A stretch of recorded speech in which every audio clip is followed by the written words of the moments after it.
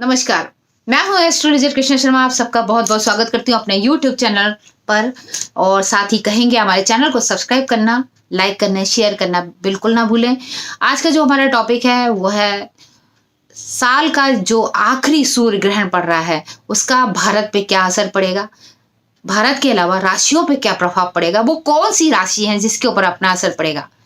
क्या गर्भवती महिलाओं को सावधानी बरतनी है? बिल्कुल बरतनी है, क्योंकि ग्रहण चाहे भारत में दिखाई दे या ना दे, मगर उसका प्रभाव जो गर्भ अवस्था में है पल रहा जो बच्चा है उसके ऊपर अपना प्रभाव जरूर पड़ता है। तो आज का हमारा टॉपिक इसी से संबंधित है और यही कहेंगे, हमारे चैनल को प्लीज लाइक जरूर कीजिए और सब्सक्राइब कीजिए, शेयर जरूर कीजिए। अब चलिए शुरुआत करते हैं। सबसे पहले जिस दिन ये ग्रहण पड़ रहा है उस दिन है जो 14 तारीख है, वो बाहर के देश में 14 तारीख होगी, मगर हमारे वहां भारत में उस दिन 15 तारीख होगी। वृश्चिक राशि और मिथुन लगन में ये ग्रहण पड़ रहा है। वृश्चिक राशि और मिथुन लगन के साथ साथ ज्येष्ठा नक्षत्र है, तो अपना ये प्रभाव ग्रहण का जो इन दो राशियों पर तो दिखाएगा ही दिखाएगा। इसके अलावा वो और भी जो 4 राशियां उस पर हम चर्चा करेंगे। आखिरी तक दोस्तों जरूर देखिएगा हमारे वीडियो को, क्योंकि आपके लिए हो सकता है कोई खास जानकारी आपको प्राप्त हो जाए और कुछ उपाय भी आपको आखिरी तक बताएंगे हम। तो चलिए बता देते हैं। देखिए, एक तो जो है 5 घंटे का जो ग्रहण पड़ेगा और वो भी शाम को पड़ रहा है। शाम को 7:04 से लेके 12:23 तक का समय रहेगा, जो बाहर के देशों में होगा, भारत में बिल्कुल नहीं दिखाई देगा। सूतक इसीलिए नहीं लग रहा है। वृश्चिक राशि और मिथुन लगन में लग रहा है, ज्येष्ठा नक्षत्र रहेगा और सोमवती अमावस्या भी उसी दिन पड़ रही है। अमावस्या का जो ग्रहण पड़ रहा है इसको हम कहेंगे खंड ग्रास ग्रहण माना जाता है इसको। इसके अलावा यहाँ पर गुरु चांडाल योग भी बन रहा है, क्योंकि गुरु बृहस्पति पर राहु की पूरी दृष्टि हो रही है, तो इसीलिए गुरु चांडाल योग भी बन रहा है। और मकर राशि में गुरु बृहस्पति विराजमान रहेंगे, तो इसीलिए पूरी तरीके से जो प्रभावशाली ग्रहण का जो असर है वो गुरु चांडाल योग, जो खतरनाक योग है, जो देश के लिए और राशियों के लिए अपना प्रभाव खराब डाल रहा है। अब चलिए मैं बता देती हूँ, जो वृषभ राशि वाले हैं उनको बहुत ज़्यादा सावधानी बरतनी है। अपनी हेल्थ से रिलेटेड बहुत ज़्यादा सावधानी बरतनी है।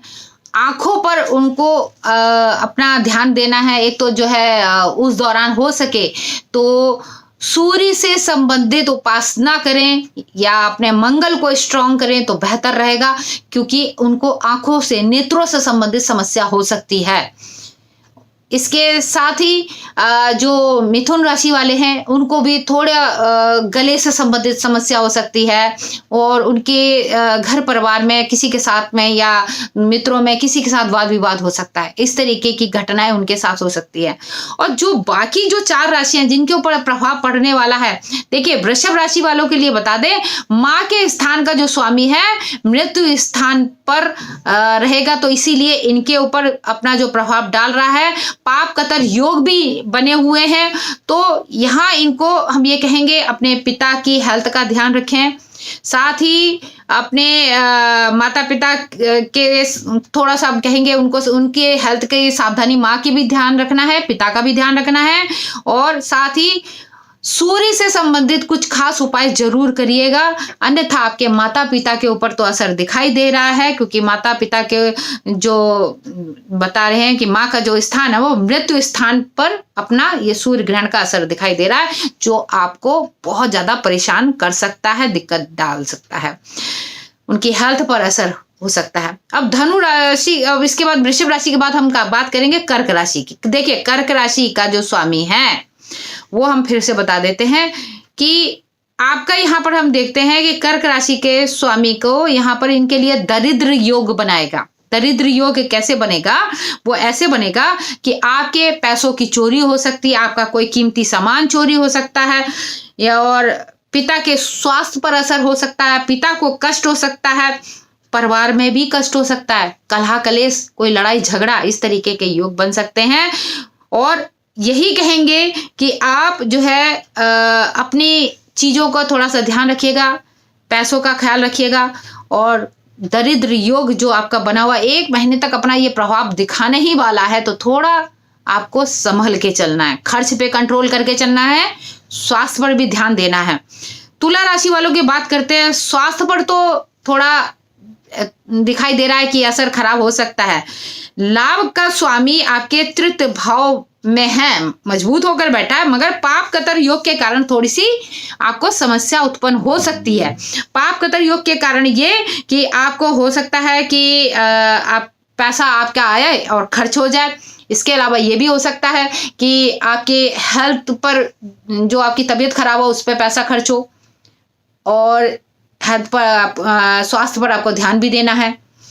मकर राशि की बात कर लेते हैं, तो मकर राशि वालों, मृत्यु स्थान का जो आपका स्वामी 12वें स्थान पे बैठा है, जो 12वें स्थान पे बैठा हुआ है, जिसकी वजह से आपको आपके पिता को भी तकलीफ हो सकती है। उनको कह सकते हैं जो वायरस जो चल रहा है उसकी चपेट से थोड़ा सा बचा के रखना है, उससे आपको सावधानी बरतनी है। कोल्ड वगैरह हो सकता है।